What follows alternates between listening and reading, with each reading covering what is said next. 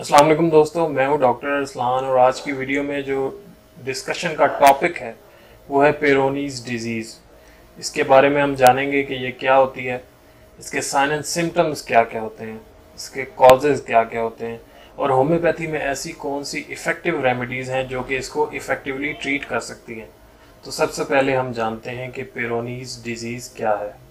पेरोनीज disease एक non cancerous condition है जिसमें मेल जेनिटल यानी कि पीनस इन्वॉल्व होता है। इसमें आपके पीनस के ऊपर फाइब्रस स्कार टिश्यू डेवलप हो जाता है और उसकी वजह से आपको पेनफुल या कर्व्ड इरेक्शंस होते हैं। पेनफुल यानी कि इरेक्शन जब आपको होती है उस वक्त आपको पेन फील होता है। कर्व्ड यानी कि टेढ़ापन पाया जाता है।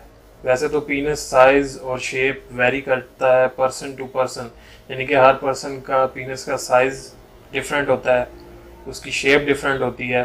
थोड़ा बहुत जो कर्व्ड होता है वो इतना बड़ा कोई कंसर्न नहीं होता, लेकिन जब पेरोनीज डिजीज़ होती है तो वो कर्व नुमाया और सिग्निफिकेंट होता है, जिसकी वजह से आपको पेनफुल इरेक्शन होते हैं और आपका पीनस जो है वो अपवर्ड डायरेक्शन में भी कर्व्ड हो सकता है और डाउनवर्ड डायरेक्शन में भी कर्व्ड हो सकता है। इसकी वजह से मेल्स सेक्सुअल एक्ट को परफॉर्म नहीं कर सकते, इरेक्शन को मेंटेन नहीं कर सकते और ये ऐसी कंडीशन है जो कि खुद ब खुद ठीक नहीं होती। इसके लिए आपको ट्रीटमेंट लेना बहुत ज़रूरी है और होम्योपैथी में इसका इफ़ेक्टिव ट्रीटमेंट है। अगर आप हमसे ट्रीटमेंट लेना चाहते हैं तो आप हमें व्हाट्सएप नंबर पर हमारे कांटेक्ट कर सकते हैं, वो हम डिस्क्रिप्शन में भी दे देंगे और वीडियो में भी आप उसको देख सकते हैं।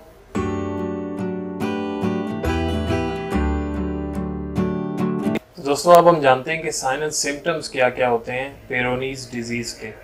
पेरोनीज डिजीज़ सडनली अपीयर होती है, यानी कि अचानक अपीयर होके with the passage of time इसकी डेवलपमेंट होती है, ग्रेजुअली आहिस्ता आहिस्ता ये डेवलप होती है। सबसे पहली जो मेन सिम्टम है वो है स्कार टिश्यू।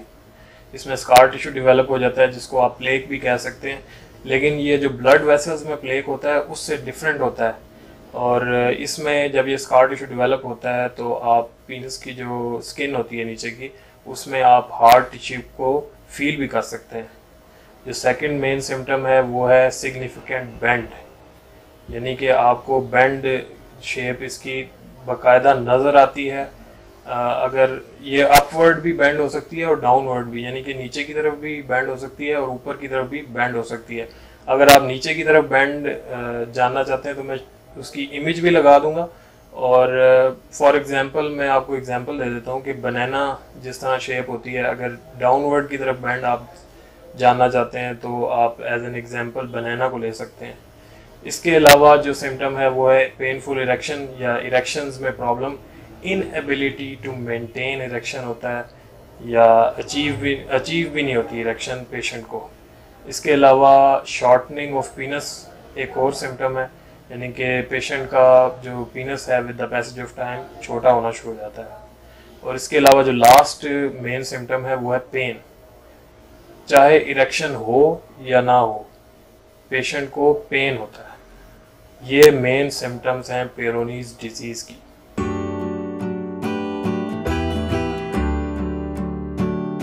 तो दोस्तों अब हम जानते हैं कि कॉजेज क्या क्या होते हैं पेरोनीज डिजीज के।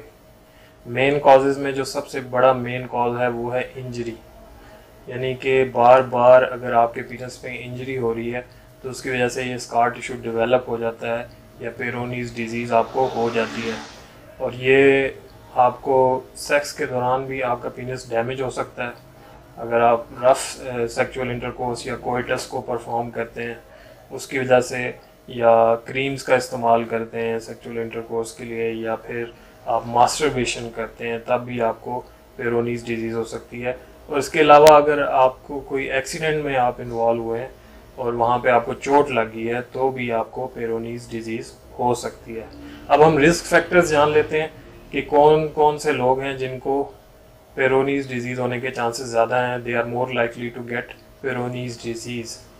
उसमें फैमिली हिस्ट्री, यानी कि आपके किसी और फैमिली मेम्बर को अगर पेरोनीज डिजीज़ है तो बहुत ज़्यादा चांसेस हैं कि आपको भी हो सकती है।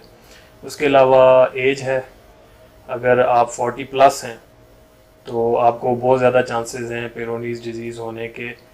कनेक्टिव टिश्यू डिसऑर्डर, उसकी वजह से भी आपको पेरोनीज डिजीज़ हो सकती है। और एज की मैंने बात की है तो एज में 40 प्लस होना ज़रूरी नहीं है, लेकिन ज़्यादा चांसेस 40 प्लस वालों को होते हैं, लेकिन उससे कम में भी किसी भी एज ग्रुप को ये पेरोनीज डिजीज़ हो सकती है।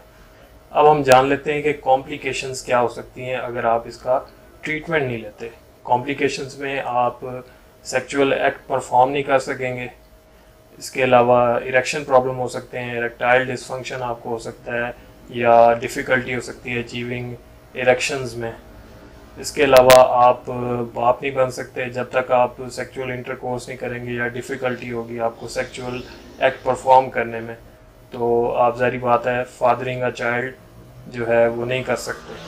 इसके अलावा आपको स्ट्रेस हो सकता है, आपको पेन हो सकता है, और पेन जो है वो पीनस में बढ़ता जा सकता है, और इसके अलावा और भी काफ़ी सारी कॉम्प्लिकेशंस हो सकती हैं पेरोनीज डिजीज़ में। दोस्तों, एलोपैथिक मोड ऑफ ट्रीटमेंट में दो ही अप्रोच हैं पेरोनीज डिजीज़ के लिए। या तो वो आपको विटामिन ई की सप्लीमेंट्स देंगे या फिर सर्जरी परफॉर्म करेंगे। इसलिए आपको होम्योपैथिक मोड ऑफ ट्रीटमेंट, जो कि सेफ़ और natural way to treat disease है, तो आपको वही अपनाना चाहिए। अब हम जान लेते हैं कि होम्योपैथी में कौन सी ऐसी इफ़ेक्टिव रेमेडीज़ हैं जो कि इफ़ेक्टिवली आपकी पेरोनीज डिजीज़ को ट्रीट कर सकती हैं। जो सबसे पहली होम्योपैथिक मेडिसिन है वो है आर्निका। आर्निका अपने यूनिवर्सल एक्शन के लिए फेमस है टू ट्रीट इंजरीज और ट्रॉमा, यानी कि चोटों में ये बहुत ही इफ़ेक्टिव मेडिसिन है। जब भी चोट की वजह से आपको कोई प्रॉब्लम हो, और अगर आपको चोट की वजह से वेरिकोसील हो या हाइड्रोसील हो या यूरिथ्रल स्ट्रक्चर हो, वहाँ पे भी आर्निका बहुत इफ़ेक्टिवली काम करती है। और ये पेन किलर के तौर पर भी इस्तेमाल की जा सकती है। अगर आपको पिनाइल पेन है, यानी कि आपके पीनस में पेन है, वहाँ पे भी ये मेडिसिन बहुत ही इफ़ेक्टिवली काम करेगी। और वेरिकोसील, हाइड्रोसील और यूरिथ्रल स्ट्रक्चर की होम्योपैथी में क्या अप्रोच है, उसके हवाले से हमने वीडियोस बनाई हैं यूट्यूब के ऊपर, तो हमारे चैनल पे वो भी आपको मिल सकती हैं। अगर आप वो देखना चाहते हैं तो वो भी आप हमारे चैनल पर देख सकते हैं। तो दोस्तों, नेक्स्ट जो होम्योपैथिक मेडिसिन है वो है एग्नस कास्टस।